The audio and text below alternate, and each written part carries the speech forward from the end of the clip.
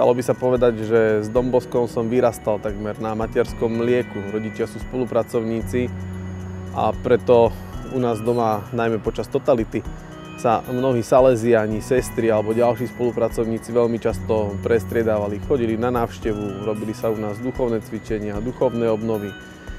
Sám som chodil na stredko so svojimi rovesníkmi u nás doma. Animátorom bol náš ocino.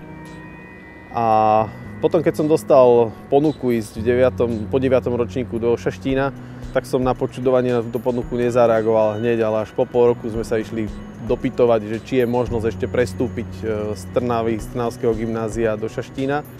A keď som túto možnosť dostal, tak to bol taký druhý rozmer, taká druhá črta, ktorú som zažil s Dom Boskom a so Salesiánmi. Doma ten rodinný duch a taká atmosféra prijatia a potom zážitok spoločného bývania, života, či v škole alebo na internáte so Salesiánmi, ktorí boli aj mladší a ktorí boli naši asistenti, ale potom aj so Salesiánmi, ktorí boli naši profesori a nám prenášali takú širokú životnú múdrosť.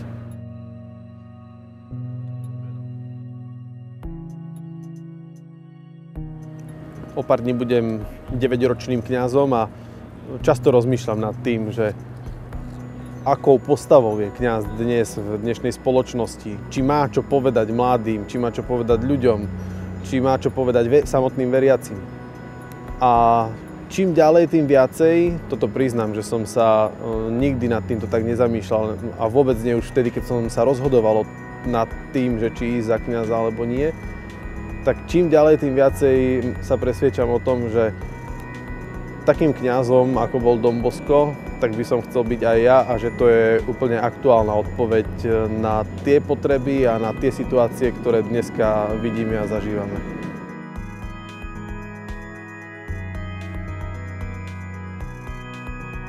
Čo by nám dnes Dom Bosko povedal? Neviem.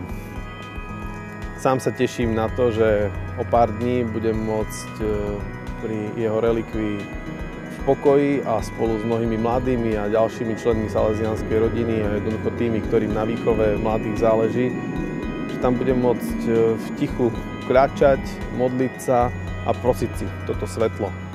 Čo by robil Dom Bosko dnes v Bratislave, čo by robil na Luníku, čo by robil v Jakutsku.